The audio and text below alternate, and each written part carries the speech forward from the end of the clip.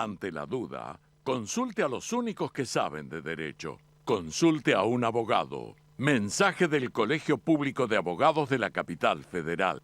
Crecer es brindar oportunidades. Crecer es motivar el desarrollo de la gente. Crecer es promover la cultura y el deporte. Queremos seguir creciendo junto a vos. Banco Ciudad. Te quiere ver crecer. 0822 20400. bancociudad.com.ar.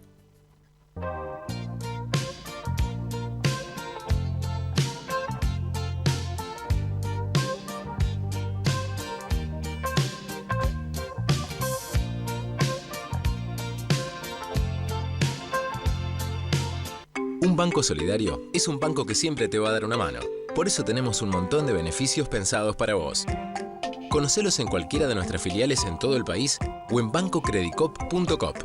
Banco Credicop Cooperativo, la banca solidaria.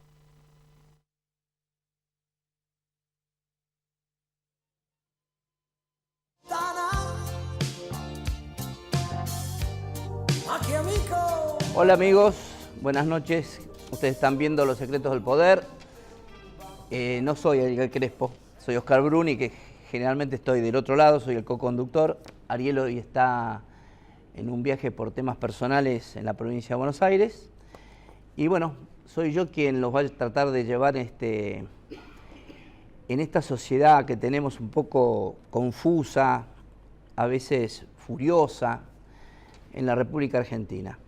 Hoy tenemos dos invitados.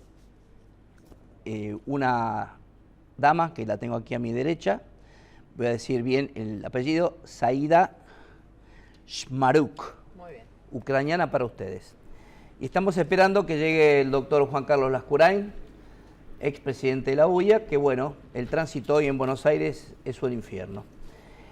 Antes de pasar con nuestra candidata a legisladora por la Ciudad de Buenos Aires, por un espacio que ella ahora va a explicar, primero una nota de color. A veces Ariel habla de fútbol acá. Bueno, yo voy a hablar de fútbol, ustedes saben que yo soy de Boca. Voy a hablar de fútbol de un jugador, que es Osvaldo.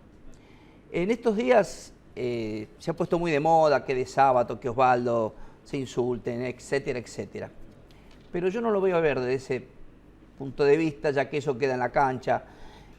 Los jugadores de hoy no tienen nada que ver con los códigos que tenía Basile, Perfumo, Navarro en Independiente, en fin, Marzolini, jugadores de la década del 60, el 70, que eran bravísimos, pero tenían otros códigos. Yo me voy a referir a este muchacho Osvaldo por dos circunstancias, que hacen a la vida de él fuera, pero que tiene que ver con las actitudes de él dentro. Vuelvo a repetir, soy bostero, hace 3 semanas, un amigo joven estaba trabajando en Aeroparque y justo pasó la delegación de Boca que iba a jugar con Colón de Santa Fe. Y este amigo joven le pidió a Osvaldo una foto para tener de recuerdo. El amigo Osvaldo, en forma despectiva y de muy mala manera, lo corrió de lado. Menos mal que atrás de Osvaldo venía Robarrena, que sí se sacó la foto con este joven. Digo menos mal porque mi amigo joven tiene un carácter virulento y la podía haber pasado mal Osvaldo por un hecho en donde, ¿qué te crees Osvaldo? Te pregunto, porque la misma semana salió un artículo en la revista Caras, donde vos y tu mujer decían que son los Beckham de la Argentina. Bienvenido Daniel Osvaldo y su mujer a la República Argentina. Digo esto para todos mis amigos bosteros, especialmente para mi querido amigo José, que le gusta un jugador como Osvaldo. A mí me gustan jugadores como el pícaro de Guillermo Barros Esqueloto, Riquelme, Rojitas allá. Pero este tipo de soberbia no me interesa ni la soporto, ni en el fútbol, ni en la política, ni en ningún lado. Entonces, Daniel Osvaldo, aquí te has ganado ya un postero periodista que no te tiene ninguna simpatía. En segundo lugar, sí, ya vamos a pasar un poco más a la realidad y me voy a referir al día de ayer. En el programa anterior sé que estuvo, porque se estaba retirando, el hijo de Saúl Ubaldini. Yo con Saúl Ubaldini estoy empatado, digamos. Fui un crítico durísimo de Saúl Ubaldini por las 13 huelgas que le hizo a Raúl Alfonsín. y poco antes de fallecer, Saúl Ubaldini reconoció que esas huelgas fueron huelgas políticas para poder lograr que el Partido Justicialista, que estaba desmembrado después del 83, pudiese rearmarse. ¿Por qué estoy empatado? Porque Saúl Ubaldini, junto con Cafiero, lo acompañó a Alfonsín en aquella Semana Santa del 87. Entonces ahí empató el partido en lo que hace a mi persona, ¿verdad? Él se jugó, junto con Cafiero, cuando había otros peronistas de ese momento que estaban escondidos en sus provincias y en sus casas y no participaron de las movilizaciones en defensa de la democracia. ¿Por qué recuerdo esto? Porque aquellas huelgas de Saúl Ubaldini fueron huelgas políticas. Está bien que fue dentro de la democracia. Digo esto porque en estos momentos recuerdo, por estas canas, tengo edades, lo que fueron las huelgas del traidor, de la basura, del fascista, de Bandor, a un hombre como Arturo Umberto Illia. Fue una de las patas que necesitaba Onganía y sus delirantes militares para darle el golpe a este hombre de la democracia en junio del 66. Entonces, tenemos a Bandor, tenemos a Saúl Ubaldini con sus huelgas políticas. ¿Qué es lo que no me gustó ayer? Lo que no me gustó ayer es que la huelga fue organizada por los gremios del transporte. Lo que no me gustó es que después hayan salido a chapear dos personajes como, lo corro a Micheli porque Micheli estaba fuera de la foto ahí, dos personajes como Moyano y el filósofo menemista Luisito Barrionuevo. Y todas las barbaridades que dijo Luisito Barrionuevo, especialmente ante Kichilov, que puede tener todo, nosotros podemos hacer todo tipo de crítica a Kichilov, o no, pero Luisito, dedicarte a hablar del rusito, te confundiste a la tribuna de Chacarita con lo que es una sociedad democrática. No me gustó la huelga, teniendo en cuenta algo. No me gustan las huelgas por una cuestión de ganancias, teniendo en cuenta que yo estoy de acuerdo con que lo de ganancias es una barbaridad. Hay un artículo que yo les voy a mostrar ahora. Hoy Joaquín Morales Solá salió a decir, y yo estoy de acuerdo con Joaquín Morales Solá, de que era un impuesto reaccionario. Y sí estoy de acuerdo porque fue un impuesto creado por una ley en el proceso militar y después mejorada por quién va a ser, por el genocida Cavallo. Este artículo que estoy mostrando aquí, este artículo es de página 12 de hoy, ¿verdad? Aquí está. Buenas políticas, malos instrumentos.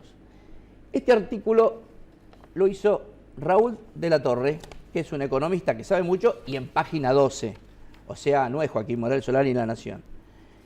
Y termina el artículo diciendo lo siguiente. Kichilov abrió una ventana al señalar que el mínimo no impolible está bien, pero podría discutirse la escala. Exactamente lo que Kichilov está diciendo es lo que está sucediendo. El desastre son la escala. Y la escala está pagando jubilados, obreros, empleados. Nadie lo escuchó, dice de la Torre, porque esta pelea es un diálogo de sordos, en la que ni siquiera hay acuerdo sobre qué se discute. No es sobre política impositiva, sino sobre política de ingresos, por cómo afecta al que paga y a quién debe beneficiar lo que se recauda. Recomiendo leer este artículo porque a mí me abrió los ojos realmente lo que está pasando con ganancias en la República Argentina. Y por último, quiero rendir un recuerdo, un honor, porque hoy es como un día bisagra, ¿no? O sea, Saída hoy es un día bisagra. Ayer fue la huelga, mañana 2 de abril.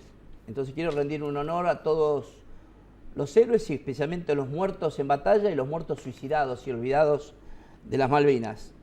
Quiero también expresar mi repudio a todos esos generales y militares delirantes encabezados por Galtieri. Quiero también una frase de repudio al gobierno chileno de aquel entonces dirigido por el fascista Pinochet, no hacia el pueblo, que no tenía nada que ver. Un homenaje al pueblo peruano y al gobierno peruano que nos ayudó. Y un repudio a cobardes oficiales argentinos como Astiz y Suso Lagarto, que se entregaron sin un disparo, esos que secuestraban a madres y a hijos en el proceso militar, Un repudio a esos oficiales cobardes y mucho más a aquellos oficiales que estaquearon a soldados cagados de hambre en las Malvinas. Con esto he puesto el entorno de nuestra charla de hoy, que va a ser sobre política y economía cuando llegue Juan Carlos. Zaida, vos venís de la izquierda, vos pertenecés al Partido Comunista. La semana pasada con Ariel estuvimos hablando y diciendo por qué siempre hay atomización, entonces, de la izquierda. Entonces yo te hago dos preguntas en una. A ver. ¿Por qué hay atomización? Y como la gente no sabe, porque hay tantos saltimbanquis, tantos banquis, uno para acá, van para allá, vienen para acá, hay mucha gente, inclusive periodistas, que no saben dónde está el espacio que pertenece al Partido Comunista, al histórico Partido Comunista que ha cumplido 97 años, hoy en la política nacional y en la política de la ciudad. Bueno, ¿por qué hay atomización? Es una pregunta que me parece que amerita horas y horas de análisis, pero en principio te puedo decir que la atomización no es solo de lo que son los partidos de izquierda. Creo que la atomización tiene que ver un poco con la fragmentación de lo que es el campo popular en su conjunto, del peronismo, digamos, de todas las expresiones populares mismas del radicalismo y de la izquierda en sí. Lo que sí creo que hay en la izquierda en este momento son dos proyectos muy antagónicos en torno a los cuales se agrupa la izquierda, porque ayer ayer Moyano y Barrio Nuevo, bien vos decías, salieron a chapear con un paro que hicieron los sindicatos de transporte, pero los que cortaron los ingresos para que no se pudiera entrar a la ciudad de Buenos Aires fueron los partidos trotskistas, que estuvieron alineados a Moyano, a Barrio Nuevo y al Momo Venegas, y que son los mismos que estuvieron con las patronales del campo en el monumento a los españoles hace unos años atrás. Entonces lo que hay es una diferencia de lectura en el momento político y de posicionamiento con respecto a eso. Nosotros creemos que, y acá engancho también con la segunda pregunta que me hacías, nosotros entendemos que desde el 2003 a esta parte hay abierto un proceso político distinto, donde se han ganado una cantidad de derechos, donde se han ampliado las libertades democráticas, donde se han generado políticas de inclusión muy importantes, y creemos que no es un fenómeno aislado de la Argentina, sino que tiene que ver con una coyuntura que hay en toda la región latinoamericana, con un montón de procesos políticos abiertos encabezados por el de Venezuela con Hugo Chávez allá a fines de los 90. Y entendemos entonces que lo que se está dando es una disputa abierta con la oligarquía y con la derecha más reacia y retrógrada de la Argentina, y ahí no tenemos dudas de qué lado tenemos que estar. Y creemos que ser de izquierda no es decir ser de izquierda, sino el ser de izquierda es qué actitudes se toman ante cada evento de la política y ante cada, sobre todo, disputa de la hegemonía política y de la fuerza. Entonces, en ese sentido es que nosotros sobre todo desde que fue el conflicto con el campo, más claramente, donde se empezaron a ver cuáles eran los intereses que se estaban tocando desde las políticas de gobierno, y donde se empezó a ver sobre todo quiénes eran los que estaban aglutinándose para enfrentar al gobierno, entendimos que no había dudas en dónde había que estar a la hora de defender los intereses de los trabajadores, los intereses de los que menos tienen, sin dejar de reconocer que hay un montón de cosas en las que no estamos de acuerdo y sin dejar de proponer una cantidad de cosas en las que creemos que hay que actuar de otra manera. Por ejemplo, nosotros tampoco estamos de acuerdo con que el salario sea ganancia y que tenga que pagar impuesto el salario. Sí creemos que hay que hacer una reforma tributaria distinta, donde realmente hay que ir a atacar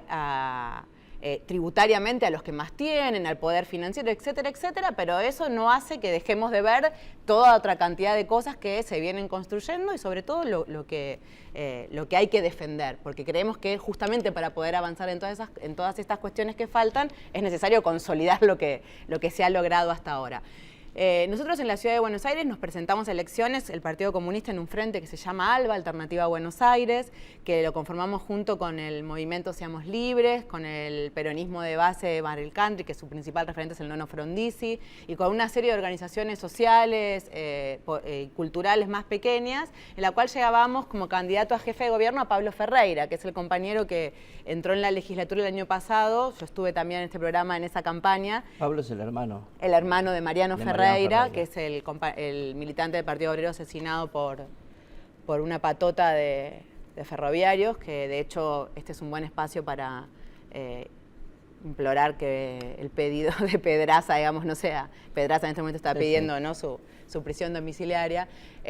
Pablo Ferreira es legislador por la Alternativa Popular, que fue también un frente electoral que armamos en la elección pasada, en el cual lo que nos proponíamos justamente era esto, aglutinar a todo un espacio de la izquierda argentina, que se siente representada y que se siente parte del proyecto latinoamericano, que entiende que hay que apoyar al gobierno en las cuestiones más avanzadas y que tienen que ver en este sentido, pero también proponer una agenda de debate, proponer un rumbo por dónde seguir.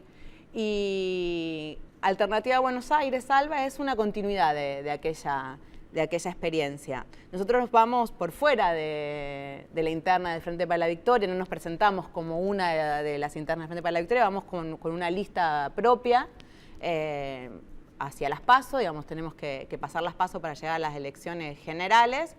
Y la propuesta es eso, en realidad, digamos, lo que estamos apuntando es a construir este espacio, a que esta izquierda que existe y que no se siente representada por estos sectores del trotskismo y que no se siente acompañada ni amigada con los sectores más reaccionarios del sindicalismo, con la derecha opositora, y que sí cree que por este camino se pueden lograr mayores profundizaciones, debates más profundos sobre cómo superar el capitalismo, debates más profundos sobre cómo generar mayor distribución. Sabés que te voy a contar una anécdota que tiene que ver con lo que estamos hablando, ¿no?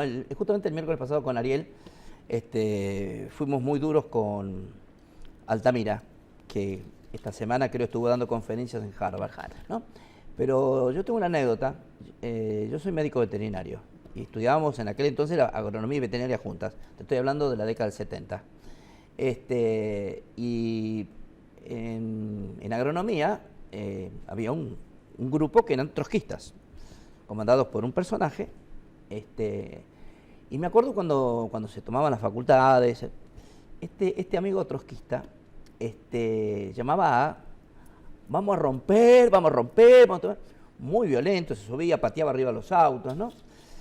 Bueno, pasó la vida, yo me quedé profesor en la facultad de veterinaria y después por uno de mis cargos, yo fui presidente de Senasa, viajé, 20 años después, viajé a Salta.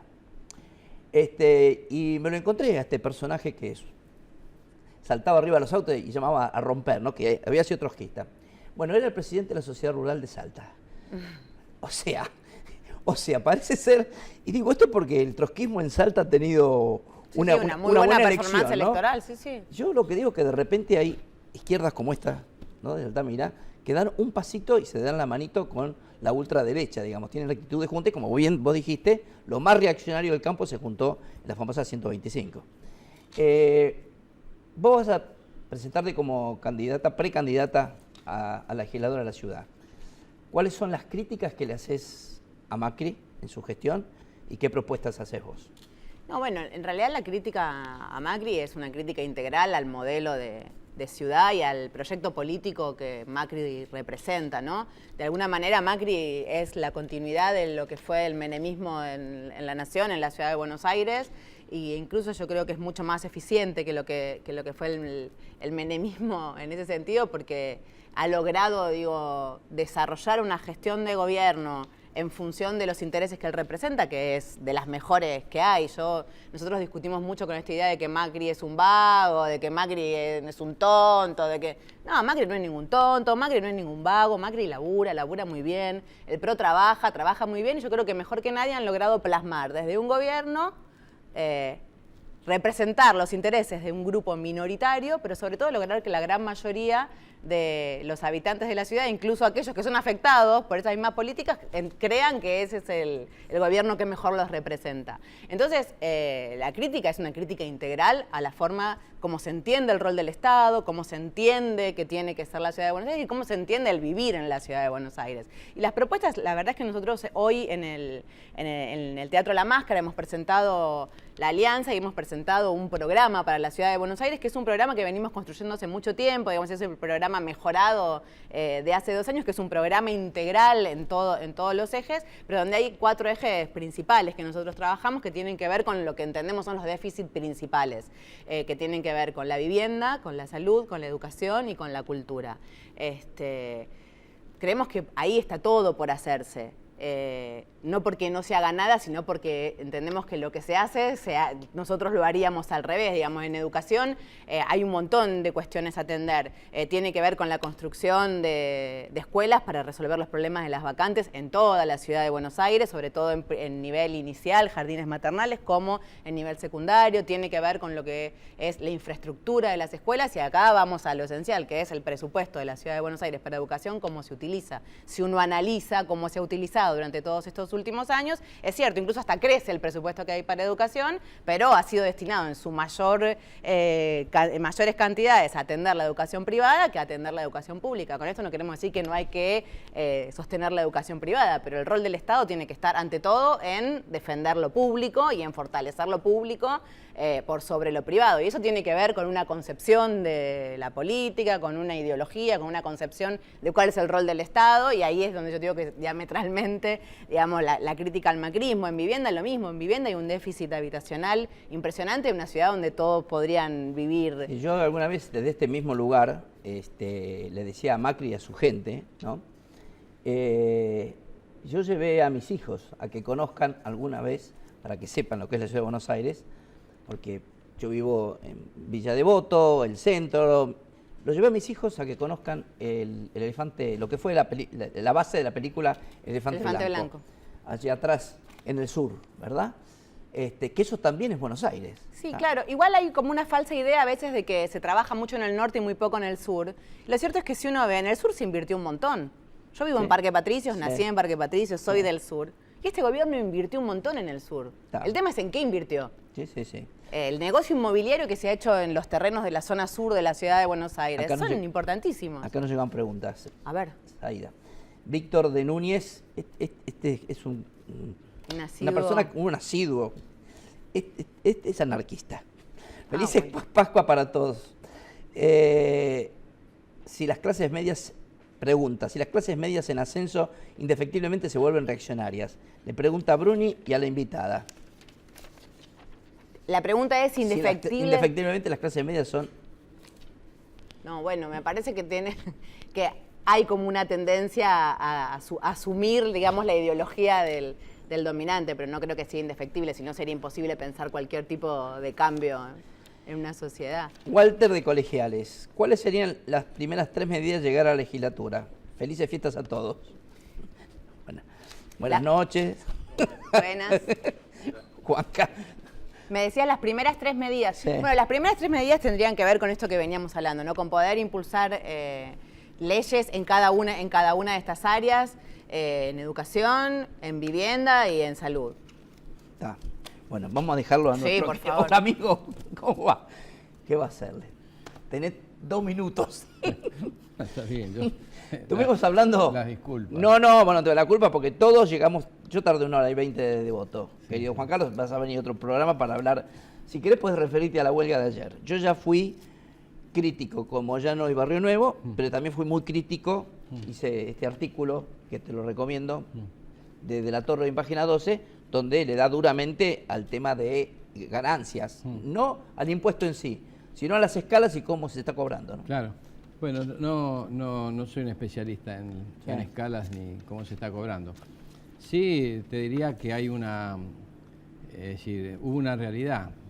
Es decir, en muchas fábricas, por ejemplo, del sector nuestro metalúrgico, el ausentismo no fue el que se notó como ausentismo general, ¿no es cierto? Es decir, el ausentismo en muchas fábricas llegó solamente al 50%. Digo solamente porque el panorama en la zona céntrica era absolutamente otro y en muchos lugares. Y digamos, en las regiones en donde no hablamos de la capital, no hablamos de la capital de Santa Fe, no hablamos de zonas como Rosario, sino en los pueblos, la gente fue a trabajar. El que pudo ir a trabajar, evidentemente se fue a trabajar. Sobre todo porque gran parte de los trabajadores industriales no tienen la carga del impuesto. Entonces, este es un tema que yo creo no se mide bien muchas veces. Creo que es un paro que tiene connotaciones políticas antes que el reclamo del impuesto a las ganancias, porque evidentemente todos aquellos trabajadores que de acuerdo a la escala antes de los 15.000 pesos, evidentemente no están percibiendo. Y no se pensó en que muchos han perdido premios, pueden perder premios a la producción. Entonces, me parece que se debería analizar desde otro lugar el reclamo, ¿no? Esa es mi visión del paro de ayer, ¿no? La escueta visión. Después semejante a la que hice yo cuando inicié el programa. Yo lo asemejé a los paros de Bandora en el gobierno de Ilia y de Ubaldini en el gobierno de Alfonsín, ¿verdad? O sea, son excusas, ¿verdad? Sí. Juanca, nos quedan 2 minutos. ¿Cómo estamos respecto las pymes argentinas respecto a lo que está sucediendo en Brasil en estos momentos? Digamos, en cuanto a trabajo o en cuanto a productividad, no sé. La devaluación del dólar en Brasil. No, bueno, eso por supuesto que cuando se produce una devaluación de ese tipo, como se está produciendo en Brasil, empieza a igualar ciertas competitividades desde el punto de vista de precio, ¿no es cierto? Después están las competitividades tecnológicas. Pero digamos que acá no es un tema yo creo que la Argentina con la administración del comercio, hasta que la administración del comercio se lleve adelante, tiene una posibilidad de seguir defendiendo la producción y el trabajo nacional, ¿no? Bueno, Juanca, te invitamos, si es posible, el próximo miércoles. Sí, yo con todo gusto, pido disculpas. Yo te vuelvo a repetir, todos llegamos tarde y llegamos justo para el programa. Saída, que tengas mucha suerte. Juan Carlos, nos volvemos a ver. Saludo y deseo un feliz cumpleaños a Juan Cruz Otaviano de la Provinciana de parte de todos los que componemos Los Secretos del Poder. Y un saludo especial para Alberto Paz, te felicita a vos y a mí. Felices Pascuas. Yo tengo un saludo especial para Felices Pascuas. Felices Pascuas para todos, recordando que la casa sigue en orden y que no hubo ni una gota de sangre. Y especialmente el sábado es la Pascua judía. Feliz Pascua judía para todos los judíos, especialmente para Luisito Barrio Nuevo. Gracias a todos. Gracias a vos.